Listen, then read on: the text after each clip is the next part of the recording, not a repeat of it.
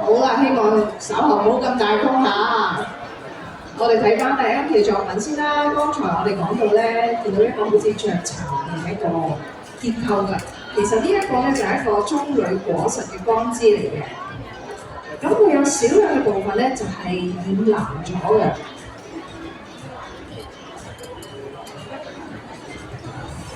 咁而家佢就再用翻剛才所用到嘅一個材料啦，就係一個大扇嘅葵葉。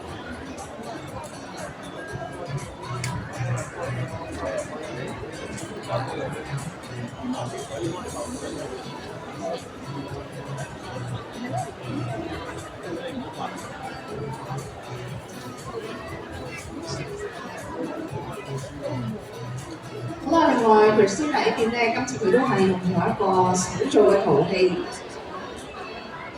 咁佢加咗一個大蝗蟲啦，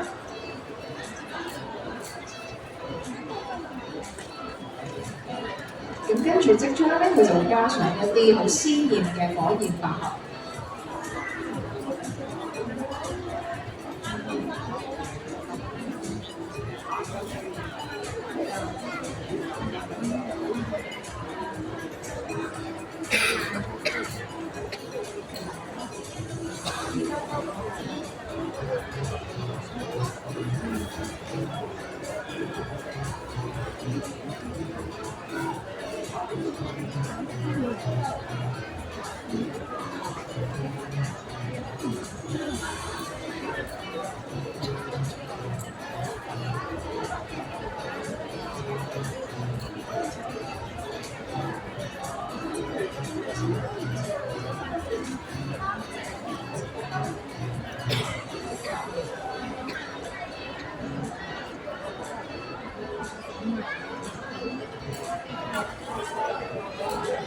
咁今次兩位嘅作品咧，嗰個顏色都非常之配合啊，好相似、好相近，但係兩個都用咗唔同嘅材料喎。好啦，咁佢先係完成咗啦，咁未完成嘅仲有係咪？仲有一個材料。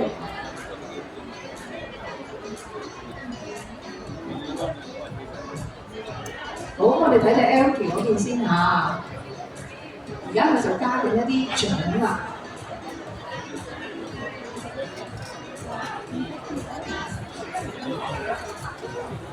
咁我哋都見到 Elkie 有3個顏色好突出嘅，就係有綠色啦、藍色啦，同埋紅色嘅。咁希望用呢種3原色咧，去做一個好強烈嘅對比。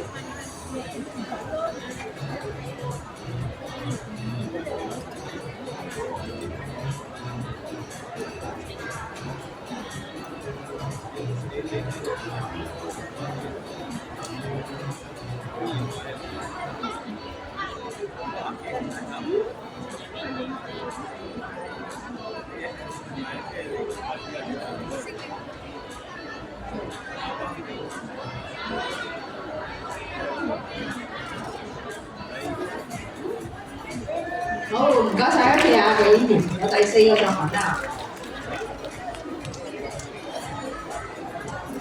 哦，原來剛剛佢先係等緊呢一個材料，就係一個木片。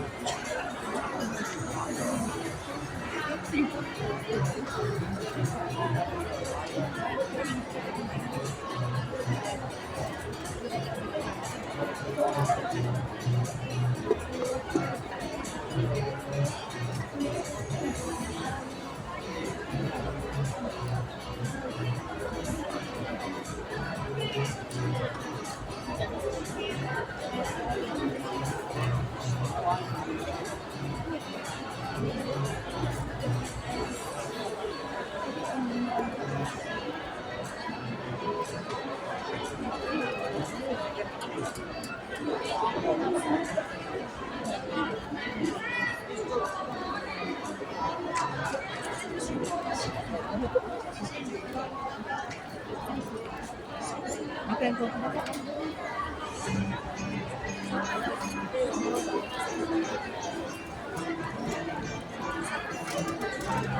哎，等一下，等一下。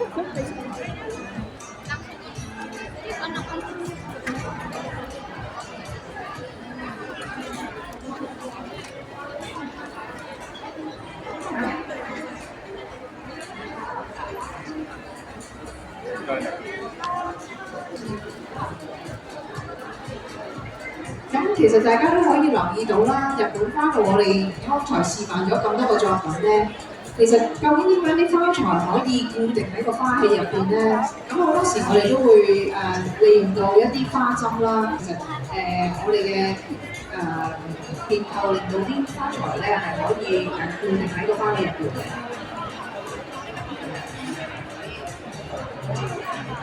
咁剛剛 Christina 加咗一啲木片上去，令到佢非常之有動感啦。咁而家咧，佢亦都再加啲跳舞籃啦，一個黃色嘅跳舞籃。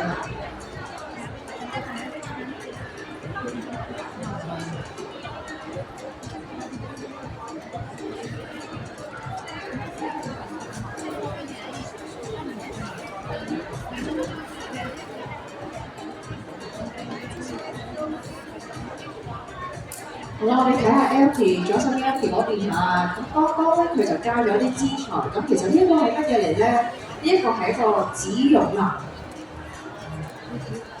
玉蘭嘅花。咁大家見到枝材上邊都有好多花粒，其實呢啲花都會開嘅，係一個紫紅色嘅花嚟嘅。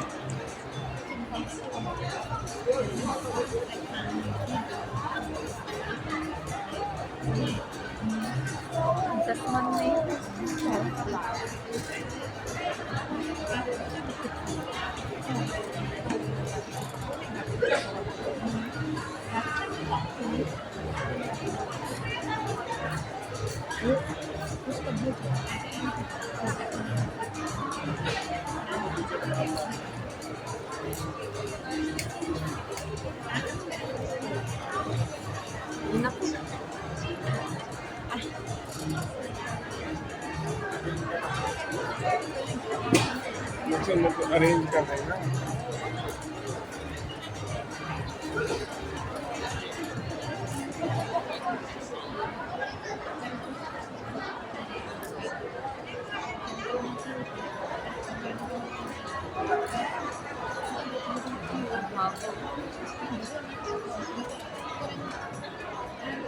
或者趁呢個時間，我都介紹下我哋國際花友會香港分會啦。咁剛才我都講過啦，其實國際花友會我哋嘅總部就位於日本嘅東京啦，喺1956年成立嘅，差唔多有70年歷史嘅。咁其實我哋香港分會嘅都唔輸蝕嘅喎，我哋係喺1959年成立，咁剛剛咧就係我哋66年嘅創立嘅週年嘅。咁我哋定期咧都有唔同嘅活動㗎，咁我哋會邀請咧唔同流派嘅老師啦，一啲日本老師嚟到香港咧，為我哋做示範啦、工作坊啦。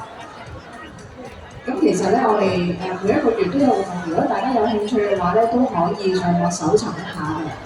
咁另外，其實今次咧呢一個花卉展覽咧，有各個嘅流派咧都有作示範。咁首先就係我哋國際花友會香港分會啦，我哋都有一個示範嘅展覽嘅。咁嗰度我哋有12位示範者做咗唔同嘅作品啦。咁另外我哋有草原流教師會啦，佢哋都有一個好大型嘅示範啦，作品啦，同埋喺下個星期都會有一個示範嘅。咁另外前方啦，前方香港分會佢哋都有一個作品示範啦。咁另外最後就係呢個小圓流啦。咁如果大家有時間嘅話咧，都可以睇下我哋日本花道唔同嘅流派，究竟佢哋有啲乜嘢作品啊，同埋有啲咩特色啦，咁樣去欣賞一下嘅。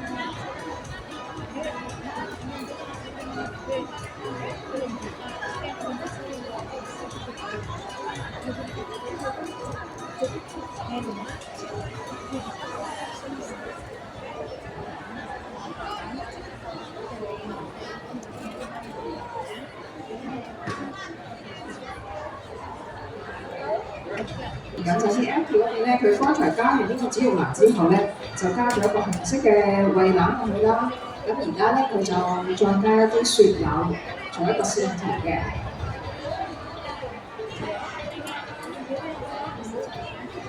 咁相信咧 Christina 都差唔多會完成佢嘅作品啦，或者佢完成咗之後，我哋可以請佢介紹一下佢嘅唔同嘅作品啦。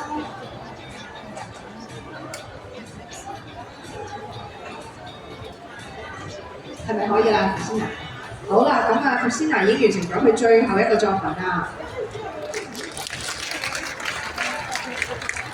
咁或者我哋俾少少時間 Christina 去介紹下佢今次嘅笑話啦。大家好，咁今次其實做咗五件作品好唔好彩一陣風，咁有一個作品突然之間跌咗，咁